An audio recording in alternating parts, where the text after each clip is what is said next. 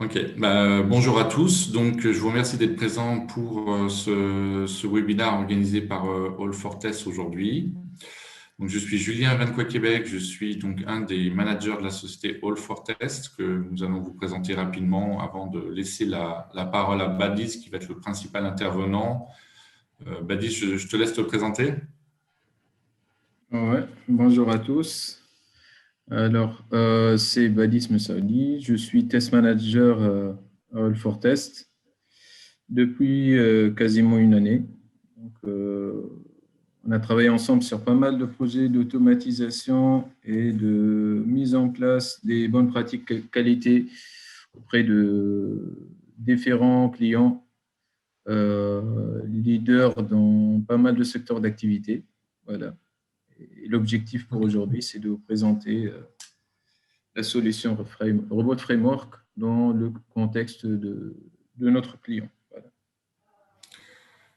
Oui, tout à fait. Donc, donc peut-être on va commencer simplement par un slide de présentation de notre société, qui est sur le slide d'après. Donc, en fait, All for Test, hein, c'est un pur player du test logiciel et de la qualité logicielle d'une manière générale. On a créé la société en 2006, donc on va bientôt fêter nos 15 ans. Donc on fera une petite vidéo là-dessus prochainement. On est présent à Paris, Sophia Antipolis, Bordeaux et Tunis, où on a une test factory pour certains projets sur lesquels on travaille en mode forfait, où on va externaliser complètement la gestion du projet de test sur des tests manuels ou des tests automatisés, des tests de performance. Donc aujourd'hui, la société représente environ 60 personnes réparties sur l'ensemble de ces sites. On va intervenir en audit, en consulting, aussi en formation justement sur les outils de test, des méthodes de test comme le BDD, la TDD, le TDD. On va proposer des solutions où on va renforcer les équipes de nos clients en mode assistance technique ou carrément en externalisation de projet. Alors, outre l'aspect ESN spécialisé dans la qualité, on est aussi animateur d'événements autour du test et de la qualité logicielle en France. Donc, des webinaires comme on le fait aujourd'hui, mais aussi on organise une fois par an la soirée du test logiciel. Donc, cette année, ça sera au mois de décembre sur Sophia Antipolis, où on est speaker à la JFTL. Donc, cette année, ça sera en septembre à Paris. N'hésitez pas à suivre un peu l'actualité sur les réseaux sociaux, sur LinkedIn et sur notre site web. On a une rubrique qui s'appelle le blog du testeur. Vous allez trouver des articles, des vidéos toutes les semaines sur le test logiciel. Voilà. Alors, pour revenir sur la présentation qui nous amène aujourd'hui, c'est un retour d'expérience sur la mise en place d'un framework d'automatisation de tests au sein d'une DSI dans le monde du e-commerce. L'objectif, c'était d'arriver effectivement à mettre en place une solution pour des tests de bout en bout, aussi bien pour gérer des tests d'API que des tests IHM, tests système. Ça, c'était un petit peu le contexte global que, bien sûr, Badis va vous présenter plus en détail. Alors, sur l'organisation, vous pouvez utiliser le petit module discussion qui est disponible sur votre page pour poser des questions à Badis, et à la fin de chaque paragraphe principal, il pourra prendre quelques minutes pour vous répondre. À la fin de cette présentation, vous aurez aussi un petit sondage de satisfaction avec juste 2-3 questions. Donc, merci de prendre 10 secondes pour y répondre et pour qu'on puisse améliorer ce qu'il y a à améliorer si besoin. Voilà, je vous remercie. Et puis, donc, Badis, je te laisse la parole. Merci Julien. Donc, en termes de sommaire, ce qu'on a prévu pour vous présenter, une première partie sur le contexte projet et la démarche associée.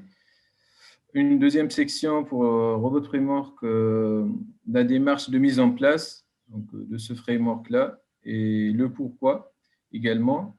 En troisième partie, quelques bonnes pratiques associées à Robot Framework, et on va finir par une démo, une question-réponse associée à la démo. Pour tout ce qui est questions relatives aux sections, aux slides qu'on va vous présenter, vous pouvez, à la fin de chaque section, on peut voir dans la discussion les questions que vous allez poser. À partir de là, on peut vous donner des éléments de réponse. Donc, en gros, le compte aurait plusieurs exigences côté client. Notamment, il y avait un besoin de centraliser tous les tests dans un seul patrimoine de tests, un peu hybride. Donc, ça regroupe des tests web, mobile, il y a des tâches côté Windows, il y a aussi des comparaisons d'images, donc des besoins de faire un peu d'RPA. On a voulu aussi dans la partie exigence de travailler un peu le volet collaboration entre POPM et l'équipe technique, vu qu'on travaille dans un grand programme et du coup il y a pas mal d'équipes en interaction. Et du coup, il y avait une vision de partager, on va dire, un dictionnaire de mots-clés, ce qui revient à travailler un peu en KDT, en Keyword Driven Testing.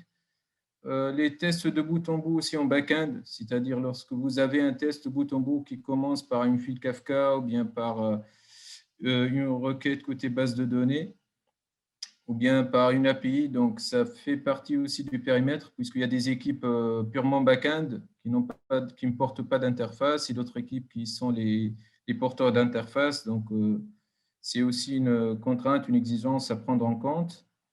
Il y a aussi le volet industrialisation des tests CI/CD avec l'outil de test pour ce client, c'est X-Ray.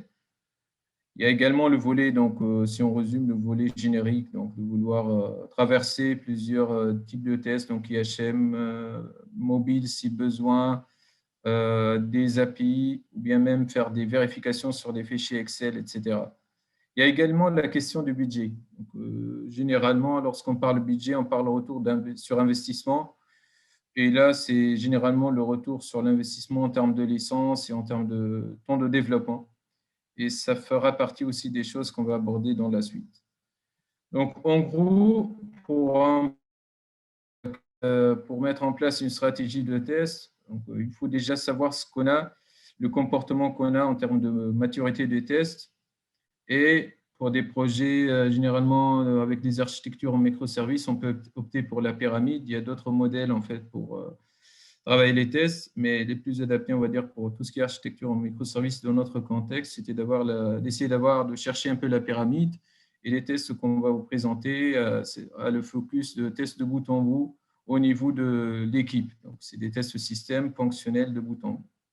Il va faire partie des 30% cibles à enrichir et à couvrir. Donc, parmi aussi les exigences internes, c'est qu'il y a une exigence pour le programme sur lequel on travaille, de travailler en CI/CD.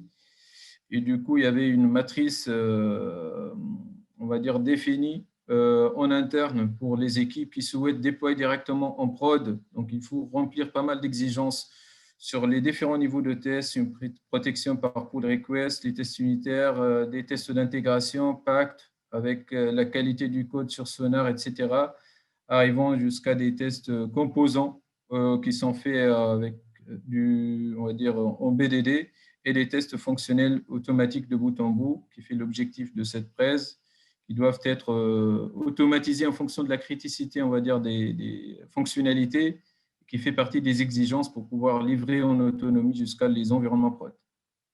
Si on n'a pas ça, c'est qu'en CI/CD 1, si on n'a pas des tests automatiques, on peut livrer jusqu'à uniquement la recette et on doit suivre tout un process de release sur lequel on n'est pas autonome. Voilà. C'est aussi parmi les exigences à prendre en compte. Typiquement, pour le projet d'automatisation, c'est similaire à un projet classique. Il faut commencer déjà par travailler la stratégie de test auto, voir les frameworks de dev existants, les frameworks agiles. Notamment pour ce programme, on travaille dans un framework hybride qui regroupe Safe et Scrum of Scrum et inter-équipe, donc qui traverse plusieurs équipes. Après, on a fait une analyse comparative pour choisir l'outil qui convient le mieux à nos exigences internes. Bien sûr, il y a une phase de revue des tests, des spécifications exécutables, le chiffrage et la priorisation, donc en fonction de la complexité des devs. Une fois c'est fait, on attaque les développements. La validation est faite par les référents métiers, donc la conception et la validation.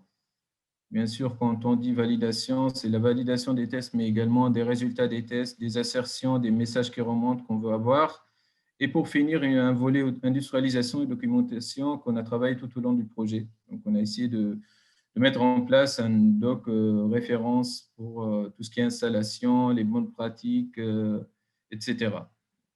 Ça, c'est aussi quelque chose de clé dans les projets d'automatisation, de savoir passer l'information et les connaissances qu'on développe au fil de l'eau. Bien choisir votre outil de test.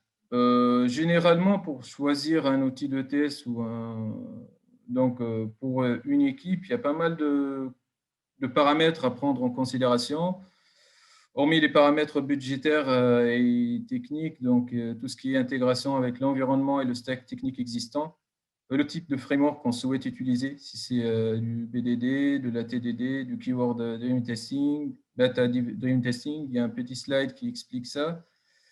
La maturité de l'équipe et la stratégie de test associée, c'est-à-dire les rôles, la gestion des rôles au niveau de l'équipe, il faut travailler un peu la matrice RACI de l'équipe, le budget alloué, le volet CI/CD, les complexités ou bien la complexité et les types de tests à couvrir, l'ergonomie également, la scalabilité et la documentation. Voici quelques critères clés qui permettent de choisir l'outil un peu qui est le plus adapté à un contexte applicatif en général.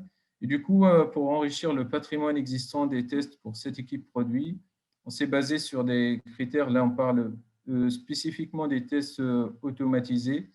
Donc, on a fait une étude de risque pour identifier, on va dire, la criticité métier et technique de ce qu'on veut prioriser pour les devs. La faisabilité également est prise en compte. Le bénéfice qui sera apporté en termes de retour sur investissement par rapport à une exécution manuelle, la pertinence, bien sûr, et la stabilité des fonctionnalités.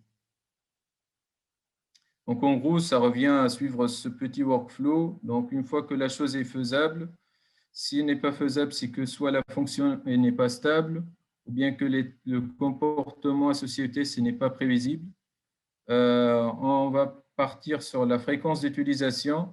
Si le test est rejoué fréquemment à chaque MEP, c'est-à-dire mise en production, du coup à chaque release, donc on va chercher l'importance du test. Si c'est important, donc si c'est à automatiser, si c'est faible et la complexité manuelle de le faire n'est pas élevée, donc on peut garder l'exécution manuelle. Après, si ce n'est pas important, mais c'est fréquemment exécuté, donc on passe pour le temps à faire ou bien passer pour l'automatiser. Si c'est lent, c'est qu'on garde manuellement. C'est un arbre de décision dynamique, en fait. Et si le temps d'exécution, il prend beaucoup de temps, ça vaut le coup de l'automatiser pour gagner en termes de temps d'exécution. Donc, en gros, cet arbre de décision, il permet de vous aider si vous voulez automatiser des fonctionnalités, déjà pour les prioriser, pour définir quoi faire et quoi déprioriser. Donc, en termes d'automatisation, bien sûr, il y a le code test auto déposé sur l'outil de versionnage, si c'est TFS ou GitHub ou autre. Il fallait aussi intégrer l'exécution dans un moteur d'exécution tel que Jenkins ou Azure DevOps, pour ceux qui utilisent des solutions Azure DevOps. L'import des résultats sur l'outil X-Ray. Donc, il fallait avoir une remontée des résultats d'exécution automatique sur l'outil. On a mis en place des indicateurs d'avancement et un document de pilotage projet et également la partie documentation. Pour tout ce qui est démo, donc pour les équipes qui travaillent, on va dire, en mode agile, donc les démos se font en rétrospective avec l'équipe, mais également s'il y a des démos à la demande auprès de la direction, de la DSI ou bien d'autres référents métiers, on faisait aussi des démos à la demande. Donc, les étapes clés pour ce projet-là. Donc, on a commencé déjà par affiner les tests sur X-Ray, par bien décrire les tests avec une approche mot-clé. Le type associé sur X-Ray, c'est le type générique. Bien sûr, ça va en parallèle avec la sélection des bons candidats de tests, donc les tests automatisables. On a enrichi, on va dire, la couverture des tests par des cas passants et cas nominaux et cas non passants pour maximiser la couverture. Une phase de revue, bien sûr, avec les référents métiers. On a aussi implémenté Robot Framework, mais également Browser Stack Les browser stacks, c'est en gros une ferme de devices réels, c'est-à-dire ça permet de simuler vos tests sur des vrais devices. Ça nécessite bien évidemment des licences, mais c'est un outil qui facilite trop tout ce qui est exécution multi-environnement avec des vrais devices pour voir le vrai comportement applicatif. Les tests développés sont sauvegardés dans un repo GitHub et dans un nouveau projet Team TFS. Donc, les tests, il y a la phase de développement des tests génériques, l'intégration continue, on a opté pour Jenkins pour ce projet-là. La génération des rapports des tests, ça se fait nativement avec Robot Framework. Il y a des configurations à faire côté Jenkins, des plugins activés pour avoir cette remontée. Et puis, en dernière partie, l'import des exécutions des tests qui sera remonté vers X-Ray. Il y a pas mal de configurations à prévoir, des comptes de faire ça, et pour finir avec les notifications des résultats par mail une fois que la campagne de test est faite. Voilà en gros le cheminement des étapes qu'on a pu mettre en place. Pour cette première section, donc c'est terminé. Je ne sais pas si vous avez posé déjà des questions par rapport à ça. Sinon, on peut attaquer la deuxième section qui mettra focus sur Robot Framework.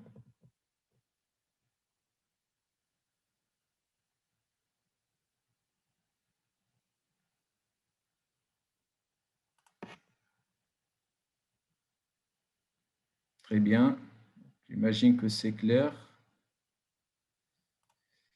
Donc, pour cette partie, donc, on va commencer par présenter une comparaison des types de frameworks d'automatisation des tests qui a été faite sur un livre blanc proposé par Rolf Fortes en collaboration avec Xavier Pigeon. Et du coup, ça met en valeur les différences et les similarités entre les différents types de frameworks. Donc, j'ai pris quelques-uns. Il y a des frameworks qu'on appelle linéaires, des frameworks basés sur le data-driven, c'est-à-dire les tests pilotés par les données, et frameworks basés sur les mots-clés, des frameworks hybrides qui sont un peu mélangés, des frameworks basés sur le BDD, la TDD, etc. Donc, des différentes méthodologies, si vous voulez, de développement et de test. Et du coup, la différence clé, c'est que… Pardon ?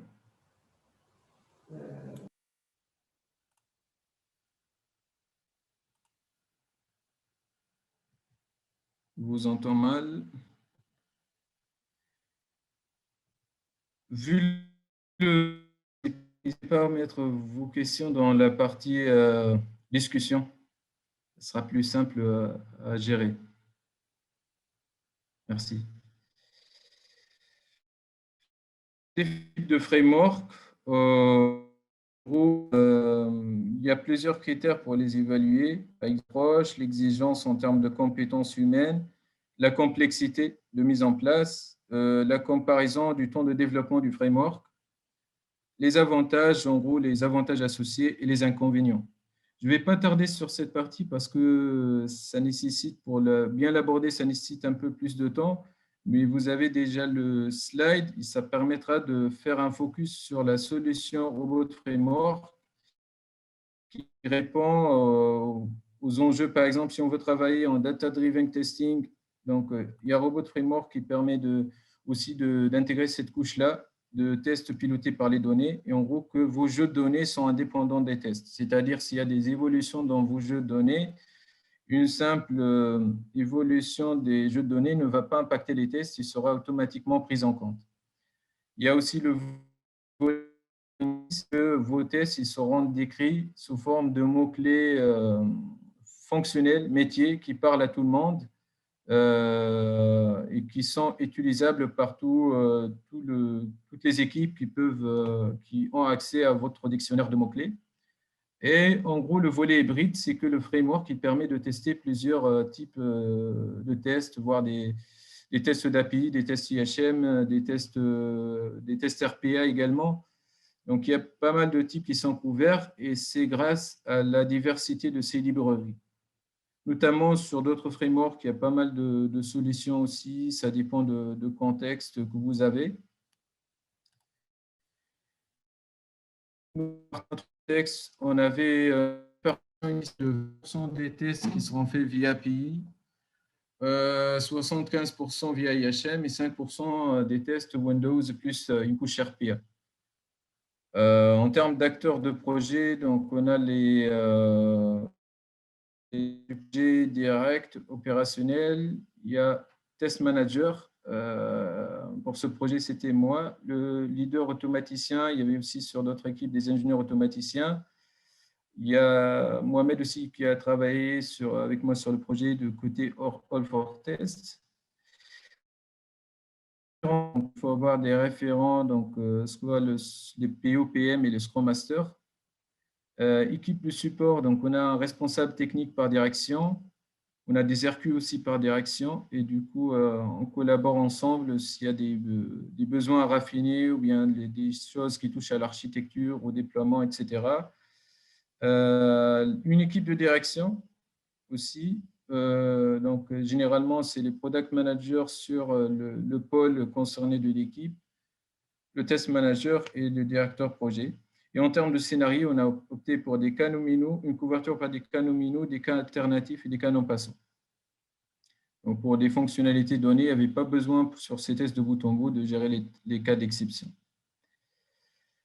Donc, un petit focus sur Robot Framework. Donc, suite de ce qu'on a comme outil interne et des outils offerts dans le marché, on a fait un premier POC sur une équipe et les résultats étaient bien satisfaisants. Et du coup, par continuité avec ce POC-là, pas mal d'équipes ont opté pour cette solution en ce qui concerne les tests de bout en bout.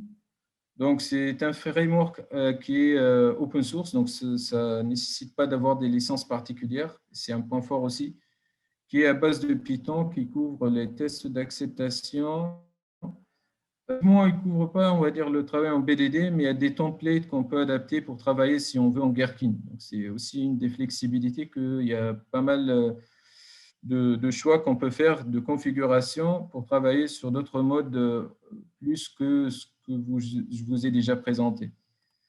Donc, c'est un framework modulaire qui est basé et qui interagit avec des bibliothèques et des fonctions tierces. Donc, il y a Selenium pour tout ce qui est HM, Appium pour tout ce qui est mobile. Il y a des librairies SOAP API pour tout ce qui est, par exemple, les API conçus en SOAP. Il y a les Request Library pour la partie, pour des API conçus en REST. Il y a aussi le XML, le JSON. Il y a les RPA Library. En fait, il y a pas mal de librairies et ça permet de faciliter en gros Donc, les tests sont écrits dans un langage facilement compréhensible, le keyword driven. On va voir un exemple tout à l'heure. Et les rapports de test, il intègre nativement une gestion des logs des rapports de test. Bien sûr, on peut rajouter des couches, configurer, rajouter tout ce qu'on veut. Mais ce qui est bien, c'est que déjà, il propose nativement un rapport de test. Donc, parmi les points forts, il y a la facilité de configuration. Avec une montée en compétences, ils peuvent aussi challenger ce framework parce que principalement, on se base sur des librairies qui ont fait leur preuve sur le marché. Après, pour des cas spécifiques, on fait nous-mêmes nos propres librairies, c'était le cas, ou nos propres mots-clés avec. Et la bonne chose que Robot Framework est le classé premier mondial dans sa catégorie. Et du coup, il y a une grande communauté qui travaille, qui maintient les librairies, les mots-clés, tout ça. Et du coup, c'est bien documenté. Même face à un nouveau besoin, on peut faire une recherche et trouver pas mal de pistes de solutions. La facilité de maintenance, l'aspect cross-platform, donc on peut les systèmes d'exploitation des et le gratuit et générique. Toujours le point fort, c'est l'aspect hybride générique. Donc, en termes de schéma global, ce que vous pouvez avoir dans une DSI avec plusieurs équipes, c'est que vous pouvez avoir dans un project team commun plusieurs équipes, donc produit 1, produit 2, produit 3. Et ces différentes équipes, elles auront la même architecture pratiquement. Cette architecture globale, ça va ressembler à ça. Votre code robot framework en interaction avec les différentes librairies qu'il utilise. Vous pouvez utiliser Selenium Grid pour l'exécution, pour paralléliser les tests ou bien pour exécuter les tests sur différents navigateurs, mais également il y a la couche Browser Stack qui permet de faciliter pas mal de choses en se basant également sur ça. C'est ce qu'on a mis en place. Il y a une intégration avec Jira X-Ray pour tout ce qui est remontée des résultats et la notification sur la messagerie Cdiscount. Donc, en gros, de notifier par mail vos utilisateurs. Donc, en termes de stage, il y a la partie, donc voici le pipeline qu'on a mis en place. Donc, en gros, lorsqu'on lance les tests sur Jenkins, en premier lieu, il va faire un checkout du repo de code. Après, il y a une notification pour dire quand la campagne de test va commencer, une notification mail. Il va se connecter à BrowserStack pour commencer à exécuter les tests sur des vrais devices côté BrowserStack. Il y a une couche d'intégration de BrowserStack en général sur la documentation officielle de BrowserStack. On a mis les requirements, c'est-à-dire si on rajoute des nouvelles librairies ou bien des nouvelles exigences, on a mis un module qui permet d'installer automatiquement dans le code sur Jenkins, sur le moteur d'exécution continu, les nouvelles dépendances. Après, il y a la phase de test. Il va lancer tous les tests qu'on vient de mettre dans le repo. Une fois c'est fait, il va publier un rapport HTML, on verra plus tard, et il va importer les résultats dans le projet Jira de l'équipe sur X-Ray. Et pour finir, il va notifier pour dire voilà le résultat de test avec un lien du rapport. C'est ça le pipeline qu'on a mis en place. Et typiquement, c'est un Jenkins file qu'on a mis dans le code et qu'on a paramétré dans le pipeline de Jenkins. Et ce Jenkins file est utilisable par les équipes nommées, il va suivre les mêmes stages. Donc, parmi les éditeurs qu'on peut utiliser pour cette solution, il y a des éditeurs graphiques qui sont orientés plus pour des fonctionnels comme Ride. Donc là, il permet de vous donner visuellement la répartition des tests avec des cases pour décrire les tests, mettre les paramètres, etc. Mais il y a également sur Visual Code, avec pas mal d'extensions, la possibilité de gérer ça sur Visual Code. Donc ça, c'est plutôt pour des profils plus techniques et orientés dev. Donc ça aussi, c'est une flexibilité en termes de… Nous, généralement, par exemple, lors des démos, on peut faire la démo avec Ride, c'est plus parlant pour les PM, par exemple, ou bien les métiers. Et en termes de dev, ça dépend des personnes qui font les devs. Donc, sauvegarde. Donc là, on a prévu une partie pour vous parler un peu des outils de gestion de version. Donc là, typiquement, si ce n'est pas imposé, il y a des outils visuels qui sont adaptés aussi aux personnes avec une casquette plus fonctionnelle.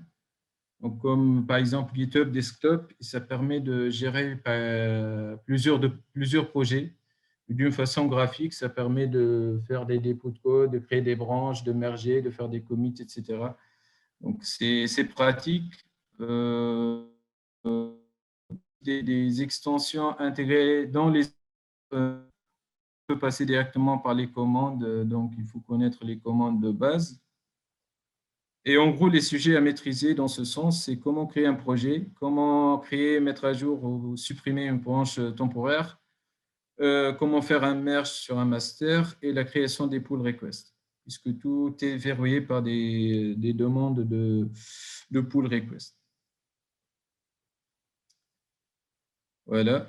Donc, sur la structure spécifique, partir en termes d'architecture, toujours sous les deux interfaces. Donc, il y aura une partie pour décrire, on va dire, vos tests, les suites de tests. Là, c'est en langage un peu humain, mais on peut, par exemple, là, on va préparer des données dans un fichier Excel. Il y a des mots-clés techniques, des mots-clés fonctionnels. Tout ce qui est mots-clés techniques, un nommage donné, donc, des vérifications, bien l'import. Tout ce qui est fonctionnel, on le fait aussi avec des règles un peu spécifiques. On verra ça dans les bonnes pratiques. Mais en gros, il y a une couche de test, une couche de configuration dans laquelle on met tout ce qui est paramètres globaux, les API, les URL, tout ce qu'on va utiliser comme configuration pour les tests. Parce que là, dans ce projet, on a variabilisé un peu les environnements, c'est-à-dire le même test, on peut juste modifier le paramètre recette et ça va s'exécuter en recette. Il y a une couche pour gérer les fichiers temporaires, files. Il y a Locator qui permet de définir vos éléments web, donc les ID, les XPath, tout ça, c'est localisé dans un repo Locator dans lequel on identifie par interface ce qu'on va utiliser comme élément web. Derrière, il y a le dictionnaire de mots-clés. Et pour ce dictionnaire, il y a les mots-clés fonctionnels. Mots-clés, c'est derrière les mots-clés fonctionnels. Les mots-clés qui sont décrits par les PO PM d'un parcours utilisé. Vers des mots, exemples plus détaillés. Donc, parmi les victoires sur ce projet, c'est que on a créé une petite communauté robot inter-équipe pour partager les bonnes pratiques. On a fusionné deux dictionnaires de données pour pouvoir travailler ensemble. Page et configuration aussi. C'est un bon pattern design. Ce qu'on a pu identifier comme des techniques ou des choses à améliorer, on gère ça comme des tickets d'amélioration. On a pu challenger des tests API combinés avec les tests IHM. Et tout ce qui est gestion Excel, en fait, Excel, il travaille uniquement sur de l'environnement Windows. Sur du Linux, il faut travailler avec OpenOffice. Et par nature applicative, on devrait travailler avec Excel. On a créé nos propres mots-clés puisqu'on avait trouvé des besoins spécifiques. Mais il y a aussi le mode asynchrone. C'est qu'il y avait pas mal de...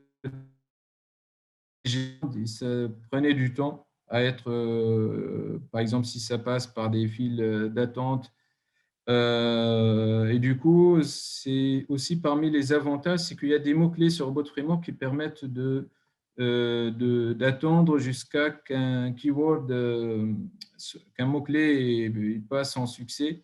C'est l'équivalent du, on va dire, wait until keyword succeed. Et du coup, ça permet de lancer plusieurs fois le mot-clé en mode asynchrone pendant une trentaine de minutes, vingtaine de minutes, c'est paramétrable, jusqu'à ce qu'on a le retour depuis l'API ou bien depuis la base de données. Et ça permet de résoudre un peu les contraintes liées au mode asynchrone nativement, c'est-à-dire via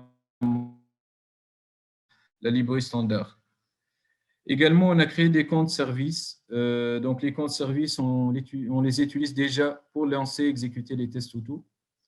Indépendamment des comptes personnels, mais également on les utilise pour faire remonter les résultats depuis Jenkins. Donc, pour faire la remontée de Jenkins à X-Ray, il faut avoir un compte qui est bien paramétré, qui a les accès pour faire l'import sur l'API X-Ray.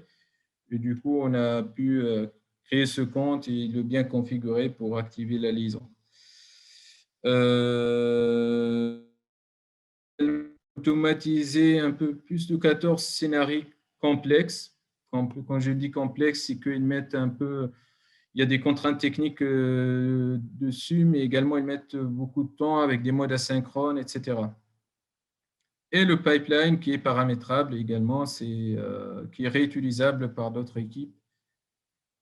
En termes de difficultés VS Solutions, je vais vous citer quelques difficultés qu'on a rencontrées dans le projet avec les solutions qu'on a pu mettre en place. Donc, pour tout ce qui est installation, non identique entre périmètre et produit, donc il y avait un risque on fait l'installation entre ce qui se passe sur Jenkins, entre ce qui se passe sur un poste de dev, il y avait un risque de ne pas avoir le même environnement. Et du coup, on a mis un point .txt sur le projet qu'on met à jour en fonction du besoin. Et ça permet d'avoir le même environnement installé pour tout le monde, donc dans la démarche d'installation et sur Jenkins aussi, si c'est fait automatiquement. Les contre-bouts, on en a parlé. Les problèmes d'instabilité d'environnement. Donc, généralement, il y a des périodes dans la semaine où les environnements ne sont pas faits pour les tests auto.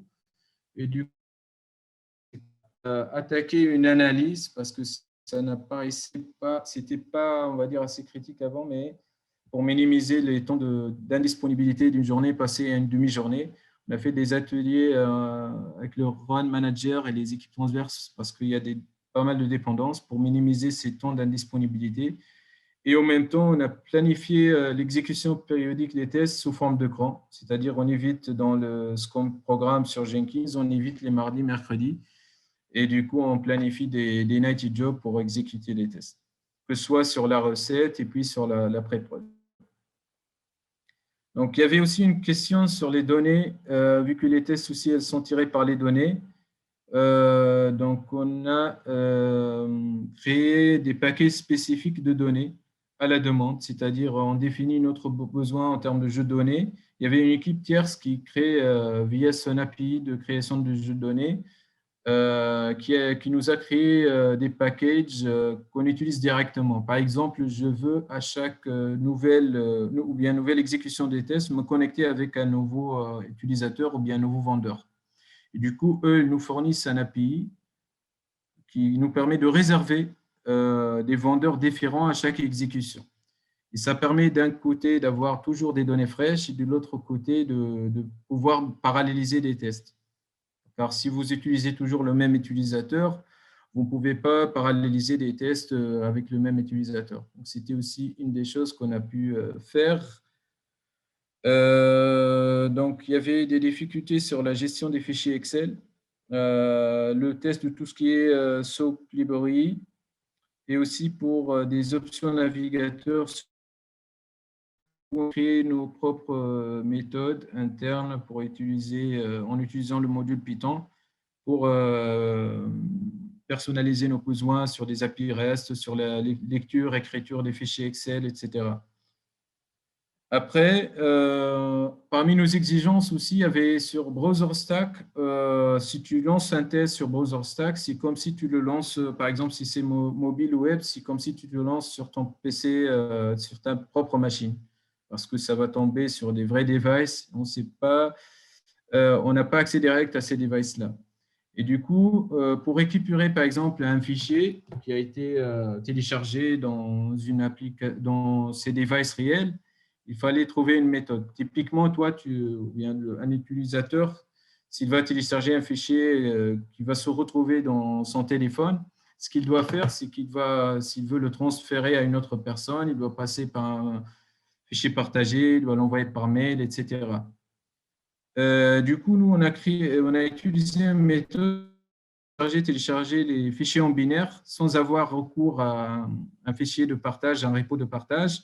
Donc, on a utilisé une méthode JavaScript BrowserStack qui permet de décoder et puis retrouver la forme initiale du fichier en binaire. Et ça permet de télécharger le fichier également sur Jenkins. Au lieu de l'avoir que sur le device, on a pu récupérer le fichier sur le workspace de Jenkins. Et ça permet de faire, qu'est-ce que ça permet de faire exactement? Ça permet d'interpréter les jeux de données. Si ce sont les bons jeux de données, par exemple, s'il y a un bug, ça permet de débugger facilement en se basant sur les données qu'on récupère. Également, il y avait une contrainte sur tout ce qui est authentification basique en HTTP. Donc là, typiquement, c'est une authentification qui n'est pas reconnue, par exemple, nativement avec la librairie de Selenium. Et du coup, on a la mise en place de BrowserStack qui a permis de résoudre ça, puisqu'elle permet d'avoir un écran actif et sur lequel on peut reconnaître ces éléments. Voilà quelques contraintes avec quelques solutions, juste pour vous inspirer un peu, pour vous mettre un peu dans le bain. Donc, est-ce que vous avez des questions déjà par rapport à cette section? Sachant qu'il ne nous reste pas beaucoup de temps.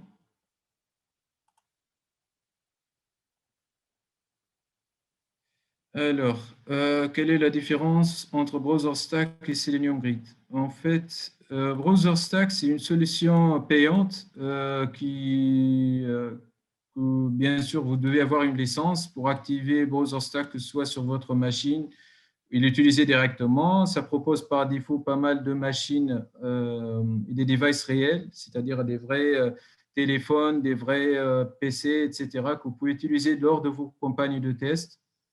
Selenium Grid, c'est une couche open source que vous pouvez paramétrer vous-même, dans laquelle il n'y a pas de device réel, mais c'est des devices virtuels, mais ça vous permet de simuler l'exécution de vos tests. Voilà la différence. Avez-vous testé des applications desktop sous WPF? Et si c'est le cas, quelle librairie utiliser? Non, pour cette partie, on n'a pas testé des applications desktop, c'est des produits full web. Ce qu'on a testé en desktop, c'est principalement tout ce qui est traitement background ou bien les fichiers Excel qu'on soumettait, qu'on remplissait nous-mêmes pour vérifier les données derrière, etc. Je ne connais pas WPF, honnêtement. Par contre, si on peut se renseigner et je peux vous donner retour par rapport à ça. Et si vous pouvez mettre l'acronyme, c'est l'équivalent de quoi? Avez-vous des librairies Robot RFW interéquipe, genre une librairie utile robot? En fait, ça, c'est une très bonne question aussi parce que la librairie commune, en fait, à un moment donné, il fallait trancher, soit utiliser un projet partagé qui comprend les dictionnaires de mots-clés.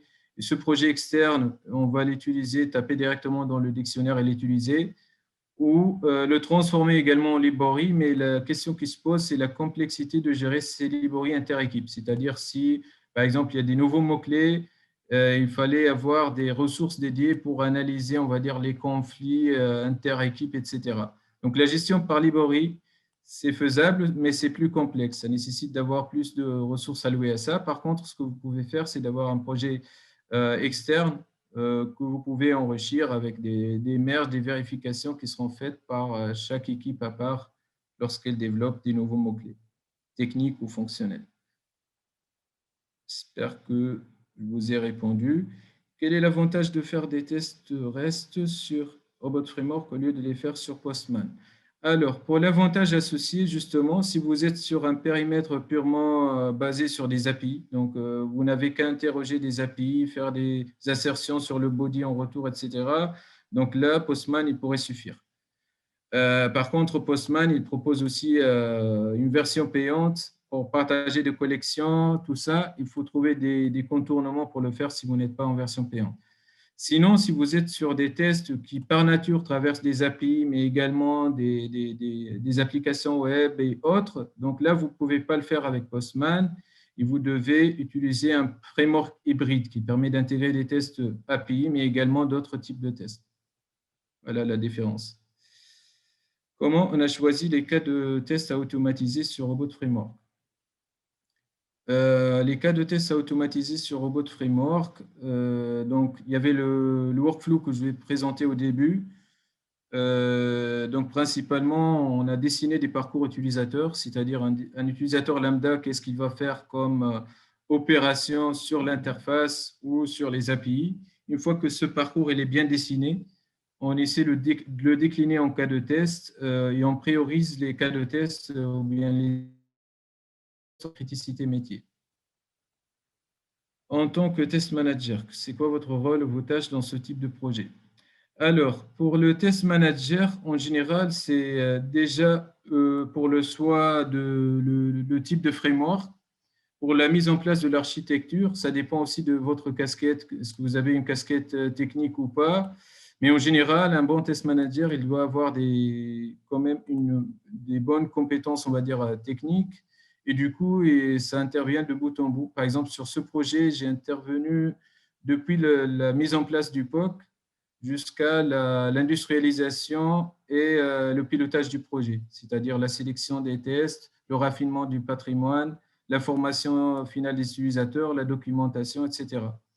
Après, ça dépend de ce que vous avez comme RACI des rôles associés, parce que là, je suis arrivé à libérer un peu de temps pour prendre pas mal de tâches techniques, mais sur d'autres projets, ça dépend de plusieurs paramètres et des aptitudes et des montées en compétences requises. Mais en gros, à minima, on va dire, il faut avoir la bonne stratégie de test, le bon choix des tests à automatiser, le bon choix du framework et la validation, on va dire, des différentes étapes du projet. C'est-à-dire le volet industrialisation, le volet architectural. Il faut que le test manager intervienne pour valider tout ça et pour proposer des solutions également.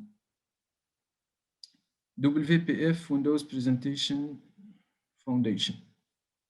Honnêtement, je n'ai pas idée sur ça, mais si vous voulez, on peut garder contact et je vais chercher. Si j'aurai des réponses, je peux vous fournir des éléments de réponse. Quel est l'avantage de Robot Framework à la place de WebDriver.io?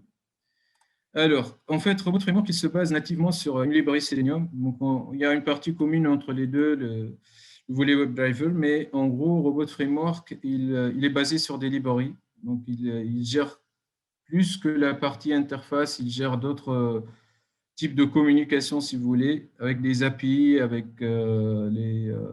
qui sont plus facilités.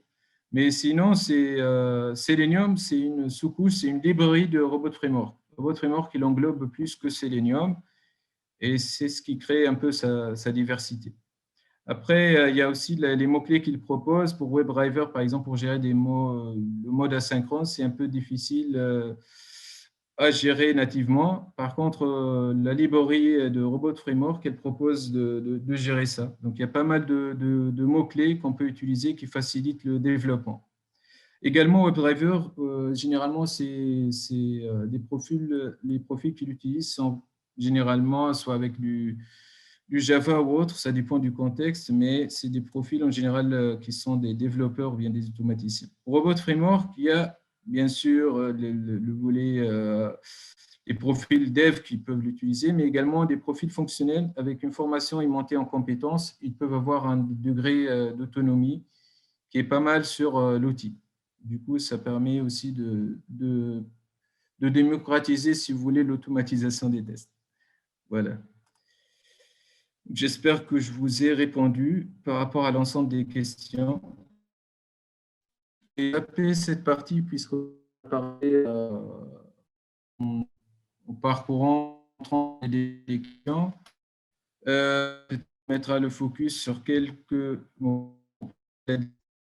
Donc là, il y a pas mal de règles, les mots d'action, comment les décrire, mais on va voir ça dans la démo.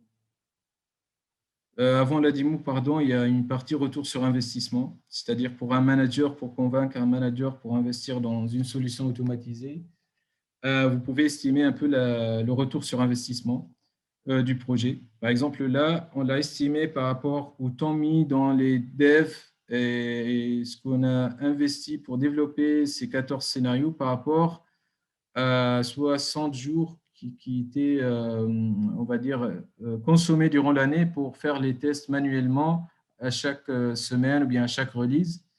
Et ça donne en gros qu'en moyenne, au bout d'une année, un peu plus, vous pouvez rentabiliser ce type d'investissement. C'est-à-dire que tout ce que vous développez sera exécuté automatiquement. Donc, vous gagnez en termes d'exécution manuelle et ça se chiffre comme ça. Sinon, il y a aussi des gains qualitatifs. C'est-à-dire le fait déjà d'exécuter ces tests sur 2 environnements, déjà vous doublez le retour sur investissement. Mais également, il y a des gains qualitatifs, par exemple, sur le débogage. On peut déboguer rapidement sans avoir à exécuter le test. On regarde en browser stack la vidéo qui est enregistrée, on utilise les données. Donc, ça permet aussi de gagner sur les temps de débogage. Et du coup, ce genre d'argument, c'est prouvé et en même temps, ça permet d'investir dans des frameworks d'automatisation. Et là, sauf si vous avez d'autres questions, on va passer à la démo. Pas de questions, on passe à la démo. Donc, dans la démo, ce que j'ai prévu de vous présenter, dans lequel on a activé la couche et le tableau solide. Donc, si on éclate un peu plusieurs avec les remontées de résultats, un test, ça va ressembler à ça. Donc, le métier, le PO, il va écrire son test, il va mettre « j'accède à vendre des produits en masse, je vais choisir telle option, je télécharge mon modèle d'intégration des produits, je remplis le fichier, je fais tel traitement. » Et à la fin, il doit vérifier en gros que ce qu'il vient de soumettre comme produit ou bien sur la plateforme, que le rapport d'intégration, il est bien. Donc, il y a pas mal de vérifications à faire sur le rapport. Et derrière, il va générer un catalogue pour s'assurer que les produits qu'il vient de soumettre, ils sont bien dans le catalogue. C'est une suite de tests, un scénario, la chaîne, le parcours utilisateur. Donc, ça, en général, il faut le mettre sur un ticket lié à une US, par exemple. Et derrière, le dev, l'automaticien, il va prendre ces mots-clés, il va les transposer dans le projet, il va mettre ça. Donc, vous allez trouver les mêmes mots-clés.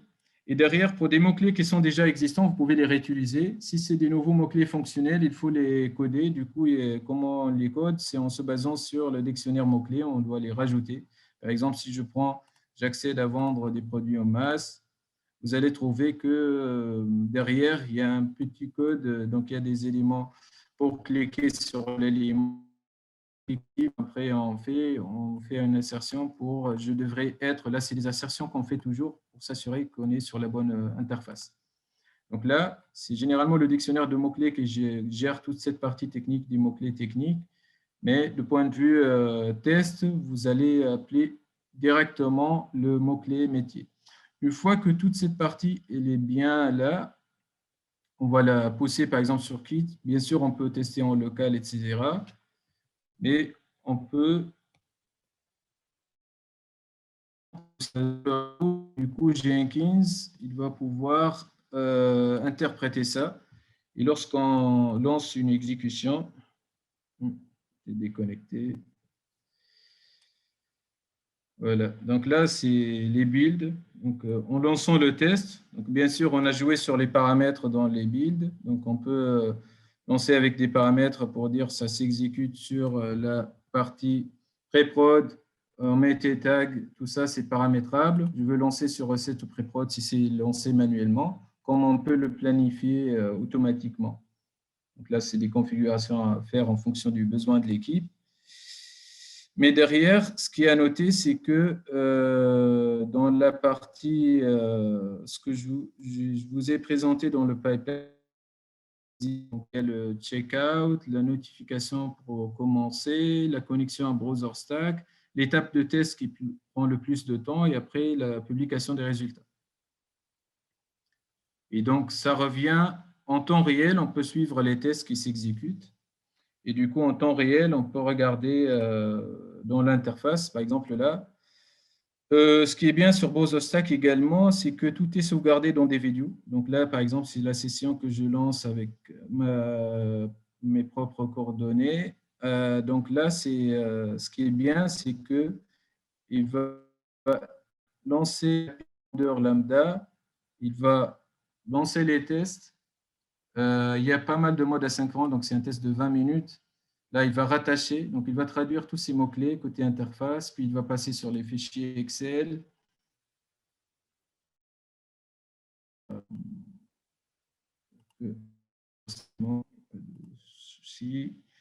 Mais un utilisateur passe pour enfin vérifier le rapport. Et le rapport, dès qu'il est fait, il va être généré dans un rapport du genre, on prend un des builds, je ne sais pas si c'est le bon rapport, un rapport de test. Donc, il comprend tous On peut filtrer sur table, on veut filtrer par suite de tests. Si on veut voir l'ensemble, on peut mettre que les tests critiques.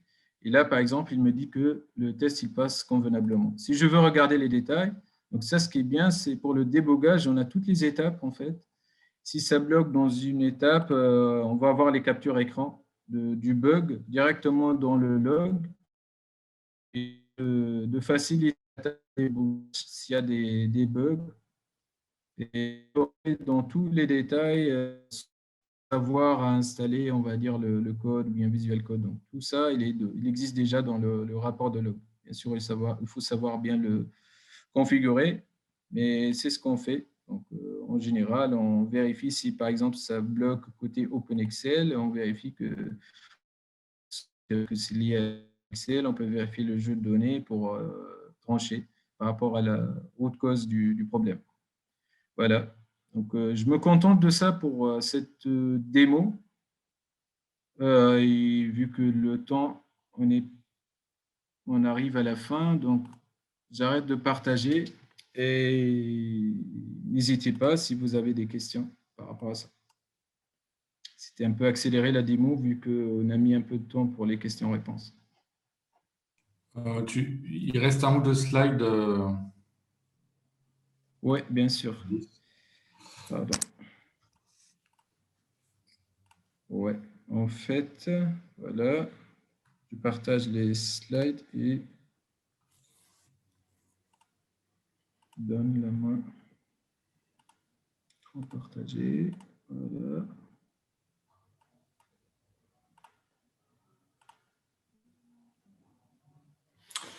Merci. Oui, donc c'est le dernier slide. Donc, ce qu'on a essayé aussi, bon, alors, ça dépend de votre contexte projet, mais on a décidé au niveau d'Allfortest de pouvoir bâtir une petite offre propre à Robo Framework pour accompagner nos partenaires, nos clients sur cet outil.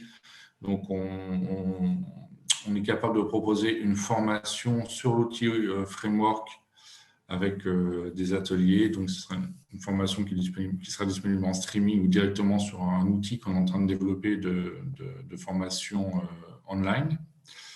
Donc, si vous avez des besoins dans ce domaine, ou vous avez des équipes à former, ou vous souhaitez vous former, n'hésitez pas à nous envoyer un petit mail. Et puis, on a également la capacité de mettre en place des plateaux de services entiers pour externaliser l'automatisation des tests sur Robo Framework ou sous d'autres outils. Auquel cas, ça vous permet de vous appuyer sur notre Test Factory pour carrément externaliser la création du framework, la mise en place, mais surtout la maintenance. Parce que, en fait, ce genre de projet, il faut maintenir les scripts et faire évoluer les cas de test dans la durée, sur parfois des années. Donc, il y a vraiment un choix à faire. Est-ce que je veux le faire en interne? Donc là, on peut vous former ou vous mettre des coachs à disposition. Ou je préfère carrément l'externaliser. Vous pouvez vous appuyer sur nos plateaux de test. Voilà. Donc là, vous pouvez retrouver ça sur notre site web. Et puis, n'hésitez pas à nous envoyer si vous avez des questions complémentaires par email sur contact@allfortest.com. Voilà un petit peu sur le support qu'on peut vous apporter si besoin. Pour finir, donc, il y aura le petit questionnaire à compléter. Donc, moi, je vous remercie déjà d'avoir participé à ce webinaire et puis de nous suivre. Vous pouvez le faire sur nos réseaux sociaux, notamment sur LinkedIn. Je ne crois pas qu'il y ait d'autres questions. Donc, je vous remercie et puis j'espère pouvoir vous retrouver à l'occasion de nos prochains webinaires. On en fait régulièrement. Merci Badis pour ta présentation et puis merci Mabrouk pour l'organisation de la logistique du webinaire. Merci Julien. Juste il y a une question sur deux questions, juste pour finir avec les questions. Il y a pourquoi ne pas écrire les tests sur X-Ray en Gherkin? Oui, c'est faisable. En fait, c'est un choix. X-Ray supporte 3 types de tests, manuel, générique et Gherkin. Par nature du framework générique, c'est le type qui correspond à un framework de mots-clés. Par contre, si vous travaillez en BDD, vous pouvez le faire en Gherkin. Et c'est jouable sur Robot Framework, comme j'ai dit tout à l'heure, avec les templates, on peut paramétrer ça. C'est quoi les plugins? C'était un choix d'équipe, en gros. c'est quoi les plugins sur Jenkins à installer pour afficher les étapes du report. Les plugins sur Jenkins à installer. En gros, pour les plugins, si tu tapes le mot-clé Robot Framework, il va te donner un plugin pour Robot Framework Reports. Ça, c'est le rapport clé. Après, je ne sais pas, pour afficher les étapes du report, tu veux dire ce que je viens de montrer. Nativement, c'est le rapport qui va interpréter du code, donc en HTML. Et du coup, il faut faire sur le code, si vous voulez rajouter des détails, il faut le mettre aussi dans le code. Mais le plugin, c'est Robot Framework Report. Par rapport au support, oui. Après, on va voir si ça sera une forme plus allégée ou bien le support entier. Vous verrez ça avec All4Test. Mais normalement, vous aurez un petit support qui sera partagé. Je ne sais pas, Julien, si c'est acté ou Oui, pas. en fait, la vidéo est enregistrée, donc on la mettra sur notre site, donc dans le blog du testeur, rubrique vidéo, où vous pourrez accéder à la vidéo. Très bien, très bien. Et pour la formation, la bonne chose, c'est que la formation, elle va englober pas mal on va dire, de possibilités et de la démarche globale, c'est-à-dire de bout en bout, depuis l'écriture des tests jusqu'à l'industrialisation dans les pipelines Jenkins. Donc, ça va dépendre aussi de ce qu'on va acter à la fin, mais l'image qu'on a déjà, c'est une formation de bout en bout pour couvrir tous les aspects qu'on vient d'expliquer. Voilà. Et merci Julien et merci à tous. Parfait. Bonne journée.